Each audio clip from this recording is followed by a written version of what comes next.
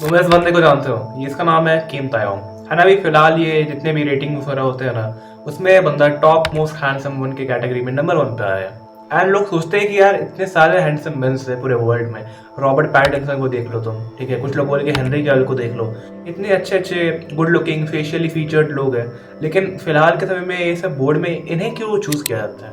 क्या क्या रीजन है जिस वजह से ये नंबर 1 पे है? ये कोरिया के जितने भी मेंस है, एंड ये कोरियन है ये बेसिकली, लोगों के मन में ये ख्याल आता है। एंड ये काफ़ी ज़्यादा सही भी है, लोगों को सोचना भी चाहिए, बिल्कुल सही है। लेकिन तुम यहाँ पे बात को समझ नहीं रहे हो कि एक्चुअली में दिक्कत क्या है कोरियंस को लेकर के, या फिर मोस्ट हैंडसम मैन वाली कैटेगरी को लेकर के, उसकी बात करते हैं। अब जैसे कि कुछ दिनों पहले मेरी गर्लफ्रेंड ने ऐसे किसी मॉडलिंग शो में पार्टिसिपेट किया था, ठीक है, मॉडलिंग करने के लिए।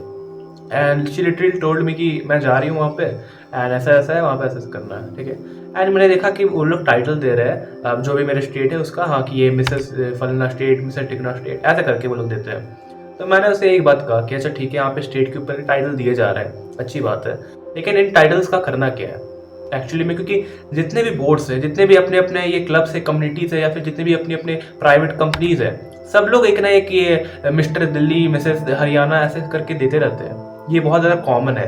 एंड एक स्टेट में तुम्हें 100 से ज़्यादा मिस हरियाणा मिल जाएगी, मिस दिल्ली, मिस पंजाब मिल जाएगी तुम्हें, एंड सिटी के लोग मिल जाएंगे, मिस रांची मिल जाएगी तुम्हें, ये दिक्कत है। एंड सिमिलरली होता है यहाँ पर जो मोस्ट हैंडसम मैन वाली कैटेगरी है उसको भी लेकर के, वहां पर भी कोई ऐसे बैठ करके जज नहीं कर रहा होता है कि अच्छा चलो इसके मैंडिबल मैक्सिला देखते हैं, इसके कैंटिलेट को देखते हैं, इसके चीक बोन्स को जज करते हैं, इसके हेयर्स की क्वालिटी, इसकी स्किन की क्वालिटी को जज करते हैं, इसके डीएनए टेस्ट लेते हैं, इसके टेस्टोस्टेरोन को टेस्ट करते हैं, एंड मोस्ट हैंडसम मैन बताते हैं। ऐसा नहीं कोई भी करता है। बेसिकली ये चीज़ें होती है पॉपुलैरिटी के बेसिस पे। एक समय में सलमान खान भी आ चुका है अपने पॉपुलैरिटी के बेसिस के ऊपर वर्ल्ड्स मोस्ट हैंडसम मैन वाले कैटेगरी में, लेकिन क्या वो उतना ज़्यादा अट्रैक्टिव है? उस समय भी 90s के समय में ही वॉज डिसेंट, लेकिन इतना ज़्यादा फेशियली अट्रैक्टिव नहीं कंसिडर कर सकते हम लोग से। सिमिलरली होता है फिलहाल के इतने जितने लोग हैं ना, ये किम तायोंग वगैरह, कोरियन वगैरह जो भी लोग हैं। अब मैं तुम्हें स्पेशली बता दूं कि मुझे कोई दिक्कत नहीं है, मेरे को किसी से कुछ लेना देना नहीं है। कुछ दिन पहले मैंने एक वीडियो बनाई थी ऐसे बीटीएस वगैरह के ऊपर, तो कुछ लोग आके मेरे हावी हो रहे थे, तो उसमें मैंने कुछ गलत बात कही नहीं थी। तो वीडियो को मैं अभी कह दे रहा हूँ, किसी को हेट देने का मेरा कोई मतलब नहीं है, जस्ट मैं वीडियो बना रहा हूँ तुम्हें इन्फॉर्म करने के लिए, ठीक है। अब दिक्कत क्या होती है, मैंने क्या बताया उस वीडियो में भी, मैं आज भी क्या बता रहा हूँ। अब ये जो भी है, ये जो जज हो रहा है, इसका बेसिस क्या है? पॉपुलैरिटी, लड़कियों का पॉपुलैरिटी। अब मैंने बताया क्या कि उन्हें यही क्यों पसंद आ रहा है, बिकॉज साइंटिफिकली देखे, ऐसे फेशियली देखे, तो बहुत सारे मेंस है जो कि बहुत ज्यादा आउटशाइन करते हैं लोगों को on the basis of facial features, लेकिन जस्ट बिकॉज पॉपुलर वो लोग क्यों नहीं हो जा रहे हैं, ठीक है? क्या वो लोग इस बैंड का पार्ट हो जाएंगे तो पॉपुलर हो जाएंगे? नहीं, ऐसी बात नहीं है। ये दिक्कत होती है male gaze and female gauge की वजह से, बिकॉज फीमेल गेज में कहीं ना कहीं अब उन्हें वो इंडिपेंडेंस मिलती है जहाँ पे वो लोग खुद के मर्जी से चूज कर पाए, ठीक है। पहले के समय में क्या हुआ करता था, जो फीमेल किसी मेल को चूज करती थी, किस बेसिस पे चूज किया करती थी? वो उसे फूड एंड शेल्टर प्रोवाइड कर पाए, उसे खाना ला करके दे पाए, उसे सेफ रख पाए, ठीक है, सेफ्टी दे पाए। ऐसे चीज़ों को नजर में रखते हुए उसका शरीर का स्ट्रक्चर बड़ा हो, उसका हाइट बड़ा हो, वो शिकार करके ला पाए, रिसोर्सेस ला पाए। बेसिकली आज के समय में रिसोर्स तो पैसा हो चुका है, लेकिन इन सारे बेसिस पे एक लड़की को चूज किया करती थी। लेकिन वो फिलहाल क्या हो गया है कि आज के समय में लोगों को सर्वाइवल के लिए से मरना पड़ रहा है? नहीं ना, सर्वाइवल तो हमारा हो ही जा रहा है। अब वापस से उनके अंदर ये चीज़ आ रही है। कुछ समय पहले तक तो ये चीज़ें नाम मात्र की थी, लाइक अरेंज मैरिजेस हो जाया करते थे, तो उनके पास एक फ्री विल नहीं हुआ करती थी अपने मनपसंद की चीज़ों को चूज करने का।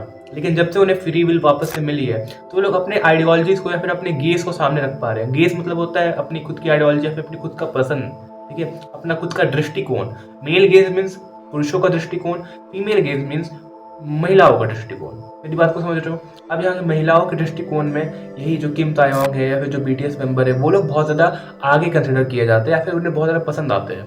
और बायोलॉजिकली देखें तो हो सकता है कि वो लोग अभी के हिसाब से हम लोग से कुछ ज़्यादा अच्छे हो। लाइक मैंने थंबनेल पे क्या लिखा है, average Indian versus average Korean के बारे में बताया। तो क्या डिफरेंस होता है कि एवरेज इंडियन है एवरेज कोरियन के बीच में? फिलहाल देखें, एंड क्यों इतनी ज़्यादा फैन गर्ल्स कोरिया के पीछे पागल है, नॉट ओनली बीटीएस लेकिन हर एक कोरियन मन के पीछे, बिकॉज उन्होंने दिखाया कि that they care for them. अब फिलहाल से तुम एक चीज़ को समझ जाओ ना कि अगर तुम बिटर होकर के रहोगे कि यार मैं इस बंदे के तो फैन नहीं हूँ, ऐसा करूंगा नहीं, कोरिया में ऐसा होता है ये वो, थोड़ी देर के लिए इन बातों को छोड़ दो। लेकिन अगर तुम ऐसा सोचते हो कि मैं अपने इन लोगों से हेट करने की जगह, गाली देने की जगह एक बार के लिए कुछ चीज़ें सीखने की सोच लो, ठीक है? तुम मुझे हेट कर सकते हो, नो नो वरीज़, मेरे को कोई दिक्कत नहीं है उसमें। लेकिन तुम एक बार सोचो कि क्या इससे मैं कुछ सीख सकता हूँ? There will be many things जो कि तुम सीख सकते हो, चाहे वो हाइजीन से रिलेटेड हो, चाहे वो किसी स्किल से रिलेटेड हो, चाहे परफॉर्मेंस से रिलेटेड हो, डांस करने से, कोरियोग्राफी से, काफ़ी ज़्यादा चीज़ें। मैं किसी का फ़ैन नहीं हूँ, ना ही मुझे के-पॉप बहुत अच्छा लगता है, ना ही मेरे को के-पॉप बहुत बुरा लगता है। मैं हूँ ही नहीं, बहुत दूर रहता हूँ, मेरे को कोई मतलब ही नहीं है, ना ही मैं देखता हूँ। Just I want to consider things जो कि मेरे नज़र में आती है, एंड ये गेस वाली जो साइकोलॉजी वाली थिंग है, उसे मैं बताना चाह रहा हूँ तुम्हें, because there is a huge gap between them, ठीक है? अब एक एवरेज इंडियन को देख लो, वो इंसान खुद को ग्रूम करने की कोशिश नहीं करेगा। लोग वहाँ पे हेट करते हैं ये कह करके कि वहाँ के जितने भी लोग हैं वो बियर्ड नहीं रखते हैं, ठीक है? वो मूंछ नहीं रखते। And most of the Indians जो कि अभी फिलहाल इस जनरेशन में है, किसी ना किसी रीज़न से, हायरार्की वाले रीज़न से, ठीक है, या फिर इनहेरिटेड कोई ट्रेट होता है उसकी वजह से उनकी बियर्ड फुल आती नहीं। मेरी पुरानी फोटोज देख लो, थंबनेल में भी मैंने अपनी ही फोटो लगाई है। तो क्या मेरे पास एक कंप्लीट बियर्ड है? क्या एक अच्छी बियर्ड है मेरे पास? इसका आंसर होने वाला है नहीं। And that is the reason.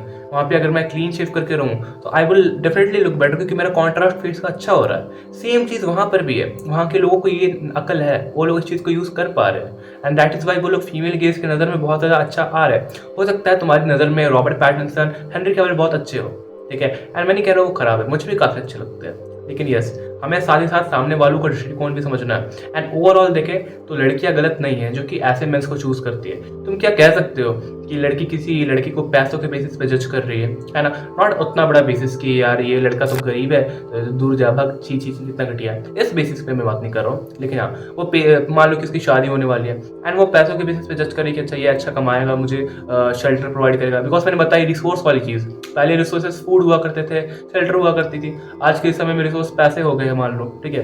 तो अपना खुद का सर्वाइवल देख रही है, बिकॉज वही हमारा इवोल्यूशन हुआ है, उसी तरीके से हमारा इवोल्यूशन हुआ है। सिमिलरली तुम उसे हेट नहीं कर सकते हो जब तक वो इन चीज़ों को लेकर के बहुत ज़्यादा कुछ करे, क्योंकि वो अपने बारे में ही सोच रही है, अपने फ्यूचर के बारे में सोच रही है, या फिर कल को उस इंसान के साथ उसके जो बच्चे होंगे उसके फ्यूचर के बारे में सोच रही है। तो शी इज़ डेफिनेटली राइट हो गई है, तो उसे हम लोग कैटेगराइज नहीं कर सकते गलत तरीके से। सिमिलरली हमें ये भी समझना पड़ेगा कि लड़कियों का अगर वो समझ पसंद आ रहे हैं तो ऐसा क्या है उसके अंदर, या फिर ऐसा क्या है उनके अंदर जो उन्हें आकर्षित कर रहा है, या फिर उनके जो फ्री विल है उसे अपनी तरफ खींच रहा है, ठीक है? क्योंकि आज के समय में लड़कियों को वापस से वो फ्रीडम मिल रही है, अपने खुद के उस सेलेक्टिव वेलबींग वाली जो चीज़ होती है ना, कि चलो मैं खुद का नेचुरल सिलेक्शन वाली जो चीज़ है उसे लोग प्रेफर कर रही है। अब मैं कहीं भी टॉक्सिसिटी को प्रमोट नहीं करना चाहता हूँ कि ऐसा टॉक्सिक है कल्चर है कि गांव में बैठी हुई कोई छोटी सी लड़की है वो बीटीएस के साथ मेंबर्स को अपना पति मान रही है, या फिर कोरियन लड़कों के पीछे बिल्कुल फैंटेसाइज करती है। That's completely wrong. और तुम भी अगर फैंटेसाइज कर रहे हो किसी चीको के ऊपर, जॉर्डन बैरेट के ऊपर बैठ करके, या फिर हेनरी कैविल के वीडियोस देखते रहते हो बैठ करके, ठीक है, then तुम भी उनसे कुछ अलग नहीं हो बहुत ज़्यादा। That is the basic difference जो कि लोग डिफरेंशिएट ही नहीं कर पाते। तो अगर तुम इस बात को समझ लेते हो तो तुम सामने वालों से बहुत कुछ अच्छा सीख सकते हो अपने लाइफ में, एंड अपनी लाइफ में इम्प्लीमेंट भी कर सकते हो। बात रही इंडियन वर्सेस कोरियन की जो मैंने थंबनेल पे लिखी है या फिर इधर उधर से जो आई है, that is completely good. Indians अपने जगह पे बहुत ज़्यादा अच्छे हैं as compared to those things जो कि कोरियन काफ़ी ज़्यादा खराब करते हैं, ठीक है? उनके अंदर भी बहुत सारी डिसएडवांटेजेस हो गई, वैसे इंडिया के अंदर भी बहुत ज़्यादा डिसएडवांटेजेस है जो कि कोरियंस के पास शायद से नहीं होगी। तो हमें इन चीज़ों को सामने में रखना है, एंड हमें कहीं कभी पर्टिकुलर नहीं हो जाना है कि यस मैं तो बिल्कुल पागल इंडियन फैन हूँ, कुछ भी हो जाए इंडिया वाले अगर गलत भी कर रहे होगे तो भी मैं हमेशा इंडिया का ही साथ दूंगा। नहीं, नहीं तो मैं बिल्कुल कोरियन का हो जाना वैसे टॉक्सिक फैन गर्ल्स की तरह, मधुमक्खियों की तरह कि मैं कोरिया का ही साथ दूंगा, या फिर ऐसा नहीं होना। मैं बीच में रखना है, दोनों में से अच्छी चीज़ें उठानी है एंड खुद के इंप्रूवमेंट में यूज़ करनी है। एंड डेफिनेटली अगर तुम देखोगे कि क्लीन शेव रखना, एक घटिया दाढ़ी मुझसे हट करके रहना तुम्हारे लिए बेटर हो सकता है, देन ऑफ कोर्स तुम बहुत ज़्यादा बेटर दिखोगे अपने पुराने सेल्फ से अगर तुम हर चीज़ से अच्छी चीज़ें निकालना सीख जाओगे। तो मेरे ख्याल से तुम्हें ये वीडियो अच्छी लगी हो एंड थोड़ा सा भी तुम्हें वैल्यू मिला हो मेरी बातों से, then you can consider subscribing my channel. मैं मिलता हूँ ऐसी कौन एक वीडियो में। Good bye, thank you.